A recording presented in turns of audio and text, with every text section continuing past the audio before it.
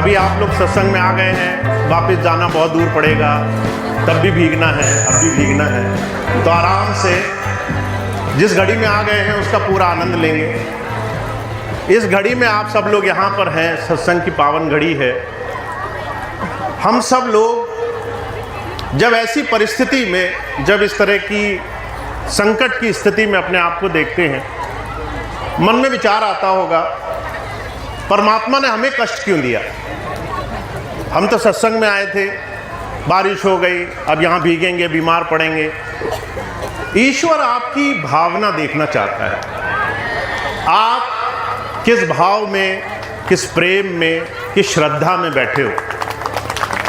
और आप सब लोग बहुत भाग्यशाली हैं, आज सत्संग की इस पावन घड़ी में आप यहाँ पर हैं, मौजूद हैं, और आप डट कर बैठे हुए हैं। आप उस प्रभु की याद में अपना समय दे रहे हैं। हमारे जीवन में बहुत कम क्षण ऐसे ही होते हैं जब हम अपने जीवन को सही लक्ष्य से जोड़ सकें। हमारे जीवन का ऐसा अवसर जब हम समझ सकें कि गुरु हमें क्या देना चाहता है, प्रभु हमें किस दिशा में ले जाना चाहता है। और आज कुछ समय ऐसा बना है कि हम सभी लोग धीरे धीरे समय के ऐसे पड़ाव में आ चुके हैं। अभी आपने देखा कुछ दिन पहले महाकुंभ का पर्व शुरू हुआ है प्रयागराज में।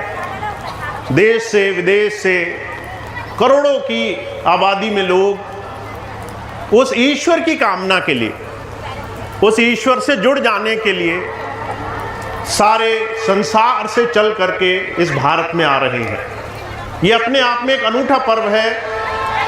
आपको आश्चर्य होगा, सिर्फ भारत ही ऐसा देश है जो आध्यात्मिकता के लिए, ईश्वर भक्ति के लिए ऐसा कोई अनुष्ठान करता है। दुनिया में कोई देश ऐसा नहीं है, दुनिया में कोई स्थान ऐसा नहीं है। अगर आप विदेशों में जाएंगे तो लोग नया साल मनाएंगे, लोग दूसरे दूसरे पर्व मनाएंगे, शराब परोसेंगे, मांस परोसेंगे, पर ऐसा कोई देश नहीं होगा जो ईश्वर की खोज में, ईश्वर की कामना में, ईश्वर से जुड़ जाने के लिए संसार में इतने कष्ट सहता होगा, इतने संघर्ष करता होगा। तो ये हम सब की धरोहर है, हम सब के अंदर उस प्रभु से जुड़ने की आस्था है।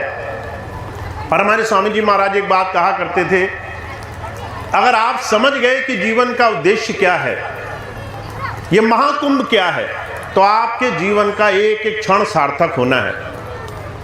कुंभ का छोटा सा अर्थ होता है पात्र, ऐसा पात्र जिसके अंदर आप कुछ भी पकाते हो। अभी आप लंगर चले जाएं, लंगर भंडारा जहां पक रहा होगा, उसमें तरह तरह की सामग्री डाली जाएगी, पर जो चीज निकल कर आएगी वो सबका समावेश होगा। आप ऐसे नमक खा करके गुजारा नहीं कर सकते, आप ऐसे पानी पी के, मिर्च खा के गुजारा नहीं कर सकते, पर 10 चीजें जब मिल जाती हैं तो पोषण बनता है। एक ऐसी चीज जो शरीर को ऊर्जा दे, शक्ति दे। हमारे शरीर में परमात्मा ने एक ऐसा ही कुंभ स्थापित किया है। आपको सुख मिलेंगे, दुख मिलेंगे, जीवन में अच्छाई बुराई, तरह तरह के आपके जीवन में संघर्ष आएंगे, पर आप उससे निकालोगे क्या? कौन सी चीज ऐसी बाहर आप निकालोगे? आप यहां बैठे हो, आप शिकायत भी कर सकते हो कि सब गलत हो गया, सब खराब है, बारिश है, परेशानी है, और आप उस प्रभु से प्रार्थना भी कर सकते हो कि हे प्रभु, संघर्ष तो बहुत है, पर हमें शुक्र इस बात का है, हम शक्ति आपके सामर्थ्य से इस परिस्थिति में अपने जीवन को आगे बढ़ाने में समर्थ हो पा रहे हैं। आप ही की दया है, नहीं तो हम नहीं कर पाते ये। तो आपके अंदर जो भी आए, सुख आए, दुख आए, जीवन में संघर्ष आए, संग्राम आए, कोई काम बने नहीं बने, कष्ट आ जाए, पर आप उसको किस तरीके से जीवन में बाहर निकालोगे, आप क्या बन जाओगे, आप कैसे मनुष्य बनोगे, आप किस तरीके का उसका निष्कर्ष निकालोगे। महाकुंभ, ये कुंभ पर्व हमें समझाना चाहता है। और ये कुंभ ही है जब हम अलग अलग घर से, अलग अलग गांव से, अलग अलग क्षेत्रों से चलकर यहाँ आए हैं और एक दूसरे के साथ अपने विचारों का समन्वय कर रहे हैं। कोई आया होगा, कह रहा होगा मुझे कल बड़ी तकलीफ हुई, घर में इसने वो बोला, किसी ने कहा वो बोला, तो कोई बहन बोलेगी उसे परेशान मत होना, स्वामी जी तुम्हारी संभाल करेंगे। एक बुरी भावना आई, दूसरे से चर्चा, संवाद, वार्तालाप हुई, हम इस कुंभ में मिले, नमक में बड़ा खारापन था, पानी से मिला, उसका जो है स्वभाव हल्का हो गया। कोई दूसरा प्रेमी आया, उसने हमारे अंदर की कड़वाहट कम कर दी, हमारे जीवन के दुख कुछ सहने लायक बना दिए, हमारे अंदर फिर से आस्था पैदा कर दी। हम तकलीफ में आए थे, अब हमें भरोसा बन गया, फिर से विश्वास जग गया। हुजूर कह रहे हैं ये कुंभ है, ये स्थान है, और ऐसा स्वामी जी ने हमें और आपको ये सुंदर मौका दिया है कि हमें ये बहुत ज़्यादा अपने जीवन में मौका मिलता है। सत्संग बार बार मिलते हैं, कई बार महीने में 10 सत्संग मिल जाते हैं, पर सवाल सिर्फ इतना है, आप उस सत्संग से लेके क्या जाते हो। उस सत्संग में आप जैसे आए वैसे ही चले गए, या आप उस सत्संग में आए और अपने जीवन में कुछ उत्साह, नई ऊर्जा, नई शक्ति, अपने जीवन में एक नया सार्थकता गुरु की धारा से लेके गए। हम अपने मन में विश्वास वापस लेकर गए, हम अपने अंदर फिर से वही दृढ़ शक्ति वापस लेकर के गए। तो हमारे जीवन में हमें एक छोटी सी बात समझनी है, आपको अगर इस मनुष्य जीवन में भेजा गया है और आपको ये कुछ वर्षों का जो जीवन मिला है, 60, 70, 80 वर्ष जो भी है, वो आपका पूरा समय ईश्वर आपको एक एक क्षण आपके जीवन में कुछ सिखाने के लिए बहुत सारे मौके दे रहा है। सुख भी देगा, दुख भी देगा। आप आज घर जाएंगे, अचानक कोई खुशखबरी आ जाएगी, आप बहुत खुश हो जाएंगे, आप कहेंगे कि बहुत अच्छा हुआ, पर ऐसा नहीं है कि वो सुख हमेशा बना रहने वाला है। हो सकता है अगले दिन उठोगे, कुछ ऐसी बात सुनने में आ जाए जो आपको अच्छी ना लगे।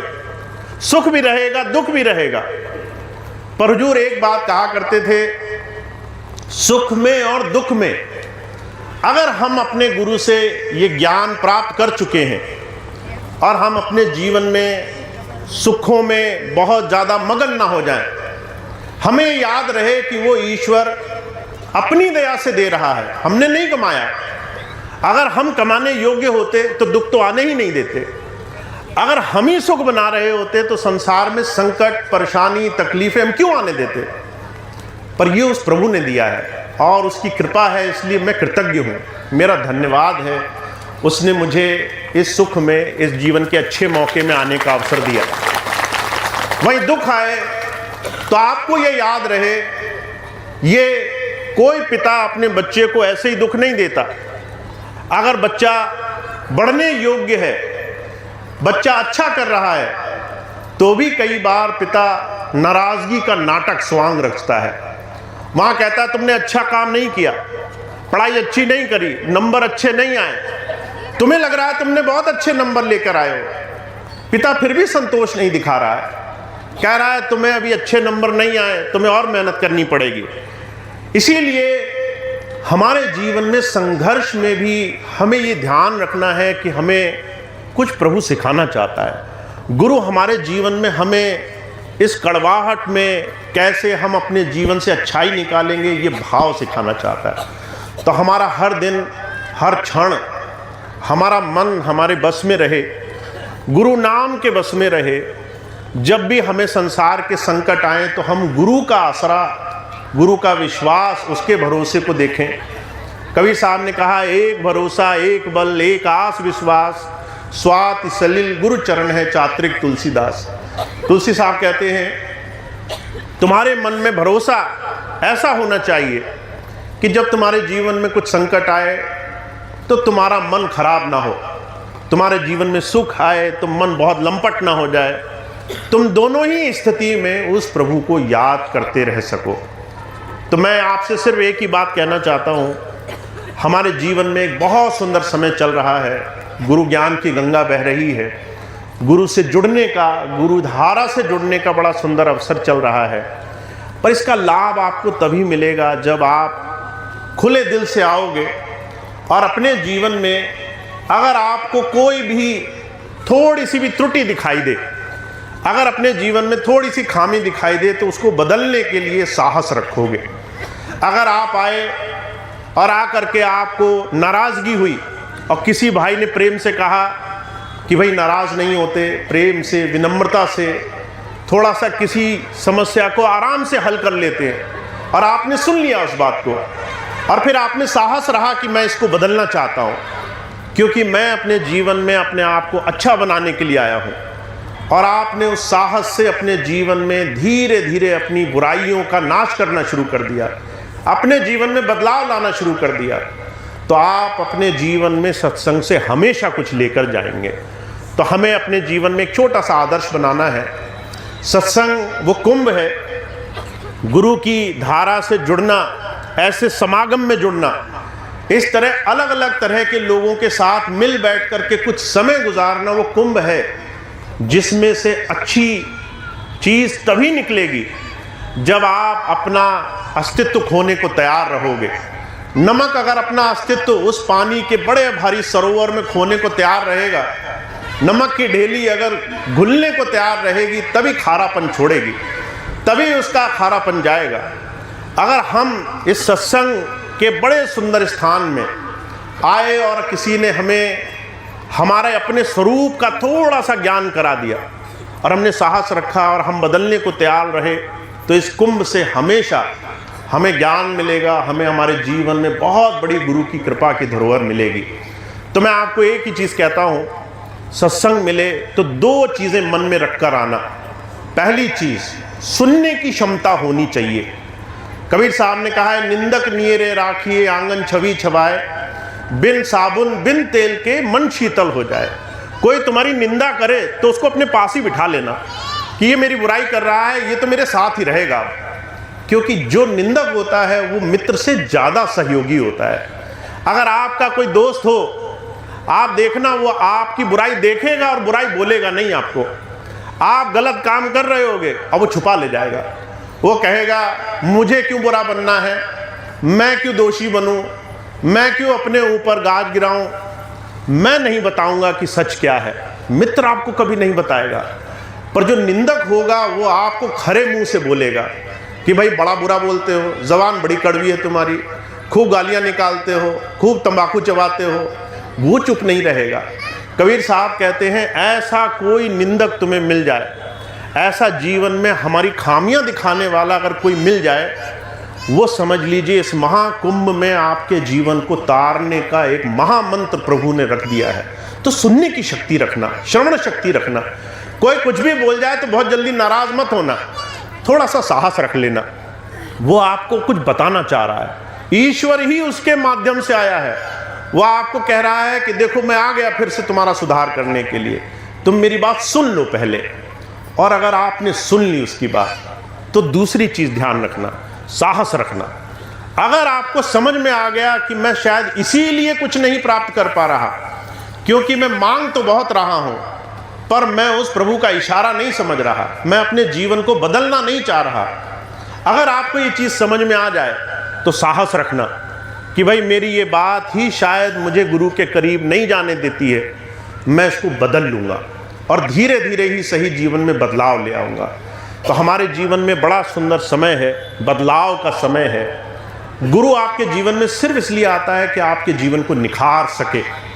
माता उस बच्चे को जो कीचड़ में पूरी तरीके से सन जाता है, उसे जब उठाती है तो पहले उसे साफ करने की कोशिश करती है, उसके सारी गंदगी उतारने की कोशिश करती है ताकि वो बच्चा गंदगी में ना पड़ा रहे। गुरु जब आता है शिष्य को उनकी तमाम विकृतियों से छुड़ाना चाहता है। हमें स्वामी जी हमारे जीवन में पावन बनाना चाहते हैं, हमारे जीवन में हमें सत्संगी बनाना चाहते हैं। तो आपको अपने जीवन में हमेशा एक बात ध्यान रखनी है, गुरु के साथ बिताया हुआ एक एक क्षण वो हमारे जीवन की सफाई का क्षण है। वो हर पल लगा रहेगा और हमें हर समय इस बात का ध्यान रखना है कि सुख भी आएगा दुख भी आएगा, पर दोनों चीज़ों में वो सफाई कर रहा है। अगर हमने साहस रख लिया, अगर हमारी नज़र गुरु की तरफ बनी रही, तो हम जीवन में उससे हमेशा जुड़े रहेंगे। तो आप सभी को मैं इस महाकुंभ के पर्व पर, भारत की एक बहुत बड़ी संस्कृति है, इसमें हम ईश्वर को सब जगह, कासिया राम में सब जग जानी, उस राम को हम सब जगह मानते हैं, ईश्वर को हम सब जगह मानते हैं, कण कण में। हम ये नहीं कहते ये उस जात का तो इसके अंदर ईश्वर नहीं होगा। सबके अंदर वो प्रभु, सबके अंदर वो ईश्वर। हमें सबसे कुछ ना कुछ ले लेना है, सबसे कुछ ना कुछ सीख लेना है। ऐसे बड़े महापर्व के मौके पर आप सभी को गुरु की आशीर्वाद से इस कुंभ का सच्चा अर्थ आपके जीवन में सार्थक हो, ऐसी मेरी विनम्र प्रार्थना रहती है। ऐसी मेरी कोशिश रहती है कि हम सब लोग जो जीवन लेकर आ गए हैं वो जीवन निरर्थक न जाए, वो जीवन सार्थकता की तरफ बढ़ता रहे और उसमें हम एक विनम्र सेवक बन करके गुरु की सेवा से अपने जीवन को सुधार की तरफ लेकर जाते रहें। तो बहुत सुंदर अवसर है ये कुंभ का पर्व। हमें कुछ याद दिलाता है कि आप कैसे भी हो, समाज में, घर में, गांव में, अपने अलग अलग परिवारों में, पर जब भी किसी सही संगत से मिलोगे, सही लोगों से मिलोगे, अच्छे गुरु प्रेमियों से मिलोगे, सत्संगियों के साथ बैठोगे, तो तुम्हारे अंदर का खारापन चला जाएगा, तुम्हारे अंदर की कुछ बुराइयां कम हो जाएंगी, तुम्हारे अंदर के कुछ दोष हल्के हो जाएंगे, तुम्हें कुछ अच्छाई प्रेरित करेगी, तुम्हें कोई अच्छी बात अपनी तरफ खींचेगी। जब ऐसा हो तो उस अच्छी बात को छोड़कर मत जाना, उसे साथ लेकर जाना, उसको अपने जीवन में धारण करने की कोशिश करना। तो हमारे स्वामी जी महाराज की इतनी बात है कि हम हर पल जीवन में निरंतर अच्छाई की तरफ बढ़ते रहें, हम सेवादार, प्रेमी, सत्संगी बने, हमें हर एक सत्संगी के अंदर अपने गुरु का वास दिखाई दे। हम कहीं भी जाएं और हम कभी अपनी नज़र से ये उसका है, ये उसका है, ये तेरा है, ये मेरा है, भेदभाव, अलगाव, ऊंच नीच, ये सब छोड़ करके हमें बस ये दिखाई दे कि हमारा स्वामी, हमारा गुरु इसके अंदर वैसे ही विराजमान है जैसे वो मेरे अंदर है, मेरे प्रियजनों के अंदर है। ऐसी नज़र, ऐसी दृष्टि, ऐसा जीवन में ज्ञान हम सबको जीवन में आचरण में उतारना है। इसका एक बड़ा सुंदर अवसर है। तो इतनी बात मैं कह के अपनी बात समाप्त करूँगा। आप सभी भाई बहनों का बहुत बहुत धन्यवाद है। आज इतने ख़राब मौसम के बाद भी आप लोग घर से निकल पड़े, फिर रास्ते के सारे आपने कष्ट सहे, यहाँ पहुँचे, कोई अच्छी व्यवस्था नहीं थी, पर आप टस से मस नहीं हुए, आप डटे रहे और गुरु के ऐसे प्रेम में आप यहाँ बैठे रहे। आपको स्वामी जी इसका बहुत बहुत लाभ दें, आशीर्वाद दें। आपको जीवन में गुरु धारा, अंतर्ज्ञान, जीवन में सारी सुख समृद्धि हासिल हो और आप हमेशा उस गुरु को याद करके जीवन गुजार सकें। तो इतनी बात कह के मैं अपनी बात समाप्त करूंगा। बहुत बहुत धन्यवाद, बहुत बहुत धन्यवाद। अब एक